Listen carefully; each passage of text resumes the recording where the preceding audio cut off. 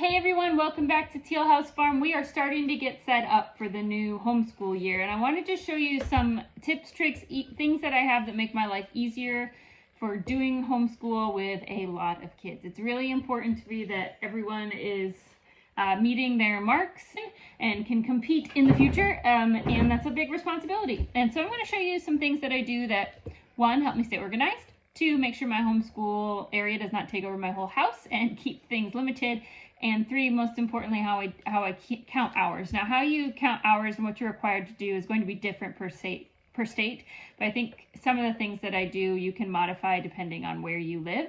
But anyway, let's go ahead and get started. What I'm doing today is making their planners.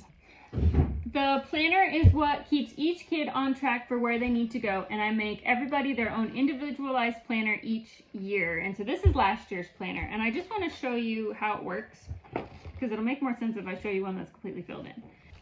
So we use block planner. Here's core hours, which are your main subjects, math, reading, science, history, and your non-core, which is like your PE, your art, and your music. And I use day numbers instead of days of the week because we have pretty flexible homeschool schedule. Some weeks we end up with school on Saturday. The rule is all of your school needs to be done by Saturday night if you want to be able to use your tablet or play video games on Sunday. That's my rule. But this setup, I feel like, helps different types of learners still be successful. So at the beginning of each week, I will write their assignments for that week, what lesson number they're supposed to do, or pages, or whatever it is for each subject. Not every subject is listed every day, just you have to figure out how you do your hours, that's up to you. But the kids' job is when they complete that lesson, it's to color them in. If you're feeling really good about math this week, you could decide to do all 4 math lessons in one day and color in those 4 and have that be all you do on Monday. That's totally up to you. I don't care what order you do things in. If you want to make it look like a Jeopardy board and color things in randomly, I don't care, as long as you get all your stuff done by the end of the week. The only things that really matter are the things that they need one-on-one help from me with, and that varies depending on the age of each student. So the little guys especially, theirs tend to be more orderly in how things get colored because they need my help with everything. Where the older guys, this is my soon-to-be 7th grader, she does a lot of the work independently, and she can do things in whatever order she wants to. And that gives them a little bit more freedom. But like I said, everything has to be done by Saturday night. I don't have any super procrastinators. Everyone's pretty much done by Thursday or Friday morning, but they just color it in when they're done. So today we're going to make their new one. So this morning I had them design their covers. I just do it in Microsoft Paint. They can use pictures. Some of the kids just doodle with shapes, just kind of depends what they want to do. They can design any kind of cover they want because it's fun to look at something that reflects things you enjoy. And then I laminate the covers, and then I print a stack of these. These are different depending on the child. So my oldest, who's going to 7th grade, she has the most things, her and the 5th grader, because they need to hit every subject. Where my kindergartner, she has different things and fewer things because in kindergarten, we don't really do separate science and history and stuff. There's a blank space if we do like a learning thing, like go to a museum or something that might reflect history. But mostly what I focus on in kindergarten is math and your reading skills. I don't really get into the individual subjects till like the additional subjects till more like 2nd grade because we really need a strong foundation in handwriting, reading, and math before we move on to other things. I feel like they kind of bog things down and there's not really good retention at that age for complex ideas. That's just my opinion. You don't have to agree with me on that. So now what we're going to do is we are going to bind these. So I don't have space to store a really large book binder, so I have one of these. This is the mini one. And what this is going to do is poke tiny little holes so that we can fit a spiral binding through here. So I'm going to show you how it works and how easy it is. This is, I think it cost me $19. I'll link it below. It's really cheap and it's lasted me over a year now. I use it all the time. I print a lot of curriculum for the kids and make them their own little flip books. But it basically is just a hole punch and then you feed your spiral binding through. So there's no reason to get a giant book binder that's over $100 unless you really want one. So front covers, they designed it on the computer. For the back cover, because you want a front and back so it doesn't get all ripped up in their boxes. I'm so sorry. It's okay.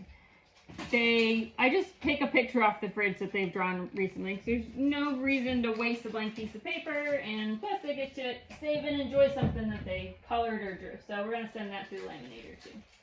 This works just like a hole punch. There's a guide to line up the edge of your paper with. One of the tricks that I do, because the laminated sheet is slightly larger than the printed sheet, and you want to make sure the printed sheet is tucked in nicely. So the laminated sheet, I don't line up quite with the edge. I go over just like 1/4 of an inch on purpose, so that way the plain sheets are easily matched up inside and well contained. I almost did it sideways. These books I like to be able to flip open from the top, not from the side, because it makes it easier, I feel like, to write in them. That's just my personal preference. So we're going to do them this way. And you just want to make sure it's all the way in there, and you press down. And it punches a bunch of tiny little holes, and then you take the last couple holes, and there's a hole guide right here. You can see that these are raised, and you sit them inside there, and that keeps your lines nice and straight. There we go. And then you punch down again, and you repeat this process till you get all the way to the end. Okay, and then we'll put that aside.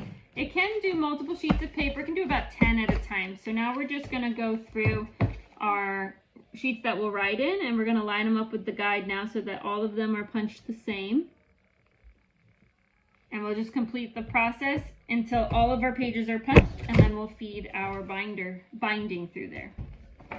Okay, got everything punched and lined up, and then I did make a mistake. You can see I got off track when I was punching. I was going too fast, but these spiral bindings are pretty forgiving. As you can just kind of go back. The holes are a little wide, but it'll be fine for that one little section. You just buy whatever size spiral bindings that you want. They come in all different sizes. This size here is big enough for about 100 pages, so this is plenty big. And they come much larger than this, because obviously if you print whole math books, you're going to need like 2-inch bindings. So we're going to just kind of run it through. This is the hardest part for me, because I almost always start backwards. All right, which way do we want to go? I want to go down. Maybe I'll get it right this time. Once you get it through the first couple of holes, it starts to go pretty fast, because the book will hold itself together. You don't have to work so hard to hold everything tight. There we go. You just keep spinning. Okay, we made it to the end, and then you just tuck the end piece under. You're going to need to find a pair of scissors, and we'll cut it here and tuck the end piece under as well. And this is enough left over to bind something on the short end, so we'll just hang on to that. But you can see we've got her book with the cover that she made, and here are all of her pages for the year. And then in the back, there's a little surprise for her, the picture that she colored. So it was kind of fun. But we'll do that for each of the girls. Okay.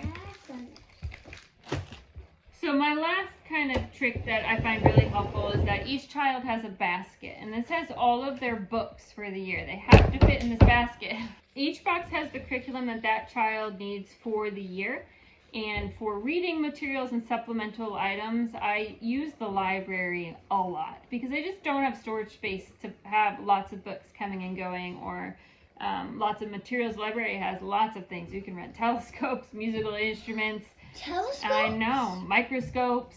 They have games, learning board games, STEM kits. So we just are very good friends with our librarian, and she helps us find lots of things so that all that I need to provide and pay for the kids are the books that they're going to write in. So these are last year's books. I haven't gone through and emptied things out because our new curriculum's not here yet. So one thing I do to help keep costs low is that we don't finish everything at the same time. We don't start everything at the same time. So math and language arts kind of follows a traditional year where they ended up in May, and then they'll get their new books later in the summer in like August. But science and history and things like that, I stagger when they start so that they get done in the fall instead of in the summer, so that I have to buy history curriculum in like September and then science curriculum in October. And so you basically have 3 months where you're buying curriculum for a bunch of kids. It really helps spread out the spread out the cost. Until they get into high school, their school, as far as what I'm required to provide, it doesn't matter if our year is staggered like that. What matters is they get enough hours inside a school year. And if the end of the course is actually in the next year, it doesn't matter as long as they got enough core hours, if that makes sense. It doesn't matter if they switched from biology to chemistry in October, as long as they were still doing science of some sort. So that's something I do to help spread out the costs for now. The baskets are all metal because we learned that wooden baskets can't hold this amount of weight, but each girl has their own basket and it keeps everything contained. And I put their little book in front so that they know what they need to get done for the day, and it really helps kind of keep everything moving along slowly. I hope maybe some of that information was helpful. I'm excited for the new year. Of course, we'll show you our curriculum when it comes in, or as it comes in, since it comes in randomly through the year. But anyway, thanks so much for watching, and we'll see you all again really soon.